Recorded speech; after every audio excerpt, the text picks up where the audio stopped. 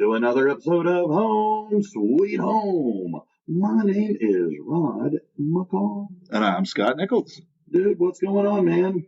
Feels like I haven't seen you forever. It's just been another week. We had a long weekend, though, in between, so. Oh, well. Yeah, never. Can't believe it's April. April? Mm. Oh. Well, April showers bring May flowers. I mean, it was April last week, too, but, now we're deep into it. We're getting close to the end of the school year. Praise all that God. Wonderful testing coming up. Can't wait. Oh, yeah. I can wait. That's for dang sure. Yeah, I think everybody can. Oh, So where are we going today? Oh, well, okay. So, would it be fair to say that trying to be a parent is an easy job? Oh my goodness, no.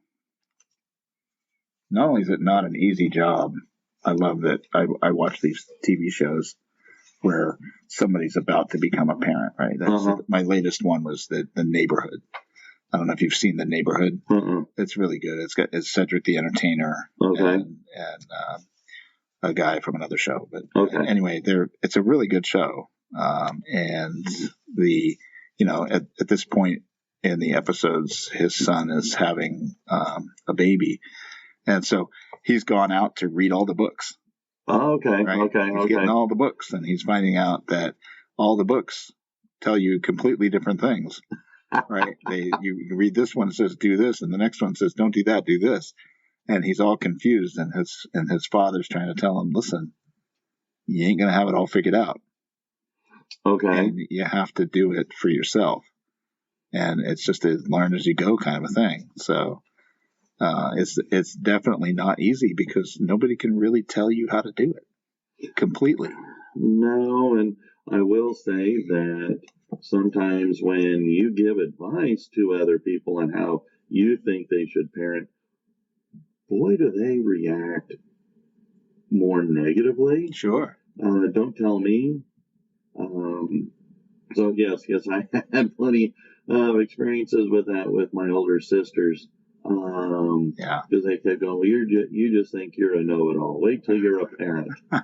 And I have to say that, I think that how we were raised plays a huge role in how we parent. And it can be either our default setting or it can be we do a 180. Yeah. I rarely find a lot of middle ground in there. Mm-hmm. It's usually you do exactly what your parents did. Yeah. Or you do exactly the opposite, depending on how you feel you were, as you reflect back on how you were raised. Well, usually from a child's perspective, particularly when they're just becoming an adult, the parents did it all wrong. Okay. Yeah. Right. And then it's not until about 10 years later that you find out, you know what, they did a lot of things right. Yes. Especially if you've had a child, right? Maybe not everything right, but they've done some things right. Right. So, I think there's a lot of pressures from society to do certain things too. Well, I have told my kids, my students for years, I said, I wish I was half as smart today as I thought I was when I was a high school senior. Mm-hmm. And that includes my parents, because there were so many times I thought, my Lord, how did you make it to your stage in life? Being as dumb as you are. and I reflect back exactly as you just said. When I became a parent, when I got married to Eric's mom, I began to see, okay, this is why you did what you did. And when you marry somebody, well, then you get to inherit how they were raised, how they were parented, and how they view being an adult and a parent. Yeah. And sometimes you fit together like a hand and a glove. Mm-hmm. And sometimes you go together, you fit together like oil and water. Mm-hmm. And so it was with that in mind my nieces and nephews are all having kids. And in fact, I just found out that one of my nieces, Christina, is going to have a little girl here. She's pregnant with child number 2. So very, very excited for them. And so when I ran across this article, and it was from fatherly.com. Mm-hmm. And it was talking about parental guidance and stuff. And the lady that wrote the article, her name is Carol Tuttle. And she is author of a best-selling parenting book titled The Child Whisperer, the ultimate handbook for raising happy, successful, and cooperative children. According to this, it says she sold over 75,000 copies. Having authored a book, I think I'm somewhere around 1,000 copies sold. So 75,000, that's pretty good, 75,000. So I thought that she even has her own parenting podcast. And so I thought, well, maybe we could explore, because I am the bonus father of 2 grown children. Mm-hmm. Of course, well, I've, been with their mothers since they were, one was in middle school and the other was in high school. But so again, I've got plenty of, I've got some, I won't say plenty, I will say some parenting experience with Eric and then my 2 bonus kids. And so as I'm reading through this, again, it's just her opinion, but I thought, she gave some suggestions on what we can do to be happier parents. Because I got to tell you, I thought once they got 18 and out of high school, well, my job as being a parent would be less. Mm. I don't know it's changed, but I don't know that it's really less. Yeah. As you know, I have 3 children as well. Ranging from soon to be 31 all the way down to soon to be 24. Wow. So, they're out of the house. Mm-hmm. They're adults. And I got to say, parenting doesn't end. No. It does change, but it doesn't end. And so we still have things to do, right? You still want to be involved in your kids' lives at some mm-hmm. level. Maybe not every day or all the time, but you want to get in there. You want to be a part of their lives still. And, they're still going to come to you and ask for advice on things or, stuff like that. So it's still very much there. And my guess is that happens until you die in old age. Well, I know. So, and if it doesn't happen with them specifically, it might be the grandkids who come to you, So, yeah, it's always going to be there.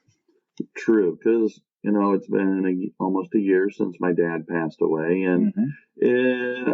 I do miss his advice, mm-hmm. His words of wisdom. So okay, so I thought maybe we could kind of go bouncing back and forth a little bit on her suggestions of how to take some of the stress of being a parent away. I do think it's interesting how she approaches this. Whereas in all of these suggestions, she's saying, give up. Yes. Because I think that we want to, I can only speak for me. I wanted to be the amazing parent to my kid, to Eric, as my parents were to me. Mm-hmm. And so I wanted to be able to do things for him that I felt that I didn't get the chance to do. And I think sometimes my overzealous behavior did not transfer very well to my stepchildren. Because I tried to be something that I really don't know that I was mentally ready to be. Sure. And so I go, so again, I wished I had read across her suggestions of giving up. And one of them is keeping score. which parent does more, you know? And I remember going with Eric, and I was always keeping score. Yeah. Well, I'm doing this and this and this and this and this and this and this for him. I'm getting him up. I'm taking him to school. I'm feeding him breakfast. I'm picking him up from school. I'm feeding him supper. I'm getting him his bath. I'm putting him to bed. We're doing our nighttime story. I'm doing. What the hell are you doing, woman? Oh, so you mean keeping score against your wife? Yes. Oh, wow. Yeah. Yes. Okay. But I think this goes one step even further by saying, as a parent, you don't need to keep up with the Joneses. Right. And so you don't need to keep up not only with your spouse and a scorecard of what you're doing, but you don't need to be, well, what are the other kids doing? What are the other parents doing? Right. And be keeping up with them. It's not a contest. It's not a race. Yeah. It's just life. Ain't nobody got time for that. No. And so I like this because I kept score with Eric's mom, and I kept score to a lesser extent. Well, what are the other kids doing? Well, crap, I guess we better do that too. And you know what? That just puts stress on you. You've got plenty of other things to do as a parent, other than to try to keep track of what is the other parent doing, or what is the neighbors doing, or your child's friends' parents doing in comparison to what you're doing. It's really irrelevant and unimportant in the grand scheme of things. What is important is that you spend some time with your child. Quality time. Right. That's huge. So that's one of those 5 love languages, right? True. Very true. So, yeah, I think that, one that I saw is this, give up yelling. Oh. And, I would tend to, and certainly not in recent years, but back in my dishwasher days, I would tend to do a lot of yelling. I mean, this was the early to late teenage years for my kids. Mm-hmm. I was frustrated. I was frustrated with all the things that I had on me, right? Mm-hmm. And that all that I have to worry about, given money situations or jobs or whatever may have been worrying me at the time. And that kind of translated for me into yelling, right? And so I would start to yell at these different things, and it's maybe that's getting towards a little bit of an abuse side. Mm-hmm. Thankfully, I was able to recognize it. The dishwasher incident kind of brings that out in me. But yelling, being so angry, what is it helping? Well, she makes an observation to fit in exactly with what you're saying. Mm-hmm. And it says, has yelling ever strengthened your relationship with your child? No. And I think I think frustration is a layered effect. It just builds and builds and builds. And without a pressure valve to release that, sometimes the yelling becomes the pressure valve. It is the tea kettle boiling over, so to speak, and it's an accumulated effect. But I think you're right. When you do that, I've even gotten upset in the classroom, and I've yelled in the classroom, and then as soon as I'm done, I'm going, okay, I'm sorry, that was bad. That was right. That was not the right way to handle the situation, but giving up yelling, that is great advice. Absolutely. I mean, I gotta say, whenever anybody's yelled at me, mm-hmm. I've never thought, you know what? You're right. I'm going to do what you say. That has never been my reaction. No. Right? I have all kinds of other words that I might think and not say, but I mean, I'm never capitulating and just being like, okay, yeah, you're right. No. Right? And now we can just move on. Because I dig my heels in. No, right? I mean, that wall goes up, and so yelling at kids doesn't really help either. And they are reasonable beings. I mean, they can reason just like we can. And so, having a conversation and using that teachable moment, whatever it may be, in a calm manner can go a long way to not only helping out their very immediate situation, but to fostering in them some means of coping and fixing situations in the future. Well said. Yes, which then ties right in with another suggestion that she provided was give up force. And I translate this into setting boundaries. And here's the boundaries. Here's the lines. And if you stay within the lines, we're good. If you cross the lines, here's the punishment. Sure. And it's not a gotcha. It's not an attempt to go and force your will. It's, I'm going to, like you were just saying, without yelling, here it is. And you made the rational decision to ignore it. You want to know what happened? Well, boom, here's what happens. I'm not going to yell at you. I'm just going to give you the consequence of breaking the boundaries. Right. I mean, one of the things that I feel that, no, my parents did yell, mostly because I deserved it.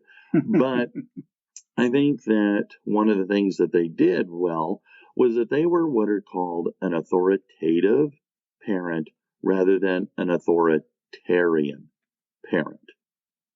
Or the laissez-faire parent, which didn't really care what you did. But an authoritative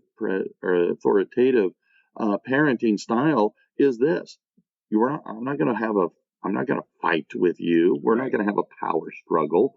Here's the boundaries. You cross the boundary line, and ta-da!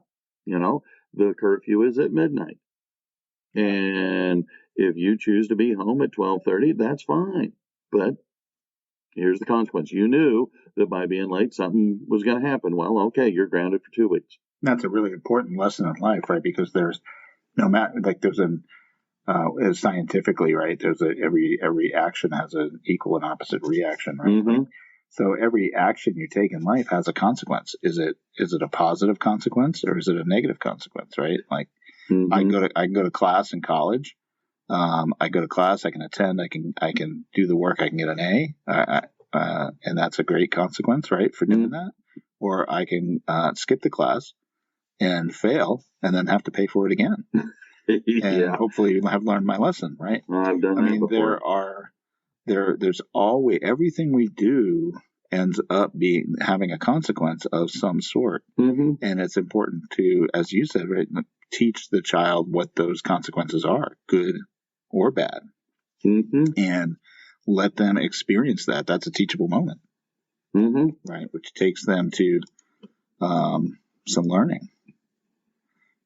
So here's another one, right? Like giving up worry. Okay. And I think this is huge for humans in general. Right? Yeah. We just love to worry about things, right? And I mean, from a biblical perspective and a Christian perspective, right? Okay. Even Jesus says, "Stop it. Stop worrying about tomorrow, because there's enough things to deal with today, right?" So we can't be worrying about everything all the time. And in this case, she's saying, worrying doesn't make your child any safer. I wonder what that would look like, right? When you're talking about, and it's not making you happier. True, but what is that? What would be an example of something that you worry about for your child are these things you can't control? I mean, maybe if your kid wants to play football, right? And you're super worried that all the time that they're going to be injured. Okay. Right? Okay. And you act out on that a little bit. And maybe every time they fall on the field, you freak out. Something like that. Maybe your kid's learning to ride a bike and you're worried about them falling, so you never really let go. So they never learn. Okay. I had a thing where, we always have the thing where you put your hand on the hot stove. You only do it once. True. Right? Yeah. And you'll never do it again. Because you'll learn, right? So we're not going to die if we end up touching the hot stove. Okay. Right? I mean, yeah, we're going to get injured. It's going to heal, and we're never going to do it again. So True. Sometimes there are just things that are lessons, right? I mean, falling off a bike is part of learning how to ride a bike. True. And if we worry about them falling off the bike, they may never learn to ride the bike. Okay. Right. Okay. No, that makes sense. If you're worried about them drowning in a pool all the time, they may never learn to swim. Then maybe they were meant to be a great swimmer. You know? Okay. So we can't worry. We've got to let children do things. I mean, there's still a safety that's in there, right? I mean, if your child is on a team, there's still a coach. There's still policies. There's emergency personnel. I mean, there's all the things. Okay. But we can't worry all the time, right? I mean, getting in your car to drive to work is actually more dangerous than most of the other things you do in the day. Maybe I should work from home. You could. So giving up worry, I think that's important. I mean, that can span over all of your life. Worrying has never made me happier. Okay, fair enough. I can't say it has made me happier. Nor has it made my wife happier when I'm worried about things. Well, another one on this list that she came up with was give up the food fight. And this one here, I don't know, I kind of agree with, and I kind of disagree with. Growing up, I don't know how I feel about this one either. Growing up, the motto, not the motto, the rule of thumb was take what you want, eat what you take. So if you're going to load your plate up, then you got to eat it all. Right.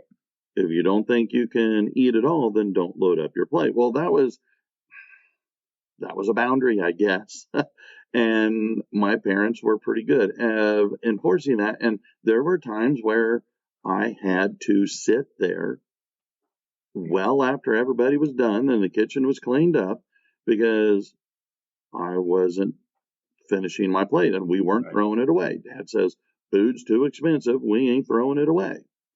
And so we would have these fights, or these power struggles. And I am learning now that while he wasn't wrong, he may have not been so right because you're teaching the kids to eat when they shouldn't be eating. Right. Which some dietitians are saying that's what leads to obesity. Eating when you're not hungry. I know that's how I got large. Well, I think I also just love food, but yeah, but I eat it when I shouldn't. I mean, I love it so much. Okay, fair point. And I mean, one of the things, but here's the other thing. They're saying let your child have a voice in the preference of their food. Well, here's where I begin to kind of also I agree. You know, my mom would always say, well, what do you want for dinner? And she would make that for dinner. And, you know, or maybe she'd make this, you know, main dish, or, hey, can we have this as a side dish? And so she would make that. But what I find interesting in watching my nieces and nephews is, especially the little ones from Sherry's brother and sister, is, well, you almost have to have a restaurant because everybody wants something different. Or sometimes we would make a meal and they would eat only the main dish. They would only eat the steak. They would only eat the chicken. They wouldn't eat the vegetables. They wouldn't eat the side salad. They wouldn't eat the other things that were part of the meal. And I'm going, well, wait a minute. You're eating all the good stuff. You need to eat some of the other stuff to balance out. Yeah. And Sherry would go, hey, look, I'm just happy they're eating. And so the idea of, and so we would get into these kinds of things. And I think maybe this is what they're saying, give up the food fight. Yeah. And, you know, so maybe. If it's healthy food on the plate and they're eating some of it, then is it really a big deal? I mean, yes, we do throw away a lot of food. Mm-hmm. Yeah. I meal prep, so, I mean, but it's just my wife and I, so I eat everything that we make because I meal prep it. I put it away. I bring it to lunch. at my job. So I don't worry about that. But I think one of the things, because she's saying here, let your child voice their preferences, right? Mm-hmm. Just because you're having a meal, it doesn't mean you have to like everything that's there. Now, I will say that my mother would frequently tell me, I hear, you will eat your lima beans. Mm-hmm. And to this day, I am not going to ever eat a lima bean. No, we had liver and onions. I just won't do it. I'm not going to eat it. I hate it. I probably only ate it once in my life, and you know what? It's still in my head. I hate it. Mm-hmm. And I think that's another thing she's mentioning. Like, you don't want to get negative thoughts on the food. True. There's lots of eating disorders, either towards obesity or towards, not weighing enough. Mm-hmm. And those can be issues. But I think one of the things, if I had it to do over again, I think I would, particularly in the teenage years, I would have my kids maybe prepare a meal. Let's sit down and plan the meals for the week. And, here's the ones I'm going to cook. Which ones what do you want to cook? Okay. And see if, and then that way you're also teaching them to prepare actual real healthy meals. Mm-hmm. Right. And use the stove and do the ingredients and, maybe even do some of the shopping, to find those things. And I think that might give them some buy-in to, so I don't like everything on the plate, but you know what? There's an agreement. Whatever you're making, mm-hmm. I'm going to eat some of it at least. And whatever I'm making, you're going to eat it. And I totally agree. And that's good. Here's my final thought on this. You want them to eat the real food and this is where, growing up, this is what we were told. This is what I've seen again in my observations with nieces and nephews. Here's the meal. Well, they don't really eat the meal. You get it all put away, and then, I'm hungry for dessert. And they want the cake, they want the ice cream, they want the whatever it is, or I'm hungry. And it's kind of like, well, you didn't eat. Yeah. And so it's kind of like, well, now we've got a whole nother issue. And so I guess sometimes my willingness to fight over food is because I don't want you to come to me, 20 minutes after the meal is over going, I'm hungry. What do we got to eat? Right. Or, hey, can I have the snacky food? Can I have the candy? Can I have whatever it might be? I don't know. So, but I do agree though that we maybe as parents fight too much over food. Yeah. So she's got another one that says, give up unhealthy self-sacrifice. Okay. I think this is huge. I think a lot of parents, particularly if you are struggling with money, are giving up a number of things that they need to do for themselves. And sometimes I think, society will criticize you if you're struggling with money for doing certain things, right? But sometimes you just need to go to a movie, right? What do you mean? Like parents, you can't be just with your kid all the time forever. You've got to have some time for yourself and your relationship with your partner, right? Like date night? Like a date night.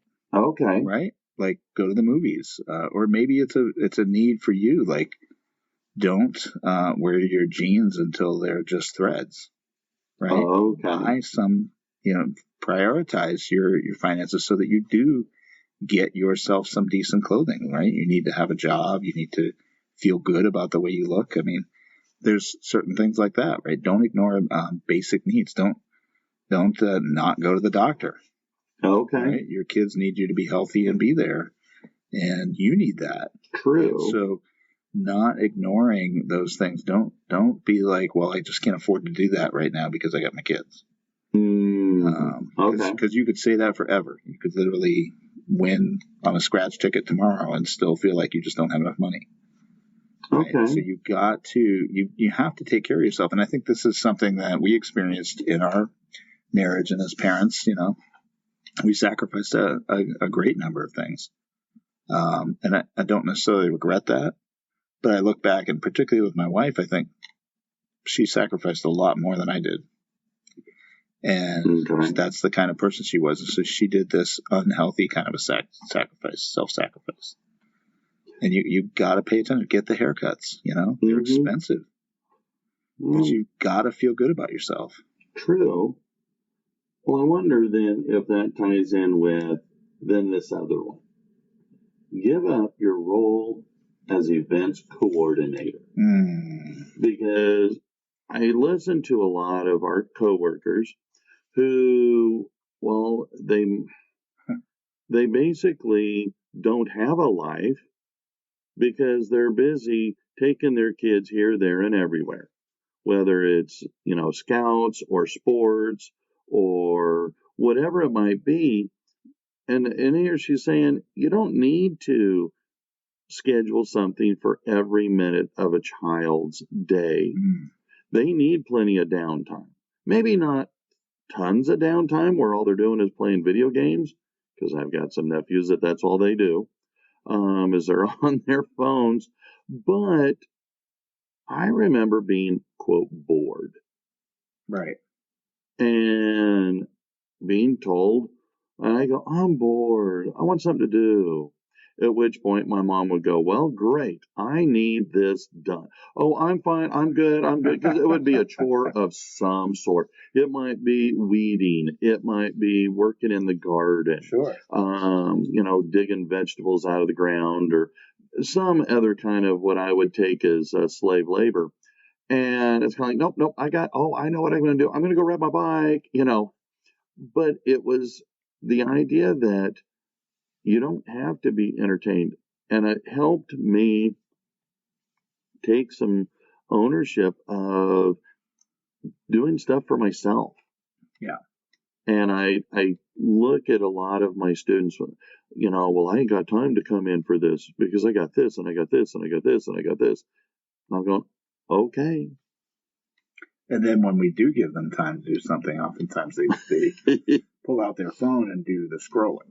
Oh, well, that's true. My position here, I think, is that scrolling equals boredom. Oh, okay. We do scrolling when we are bored.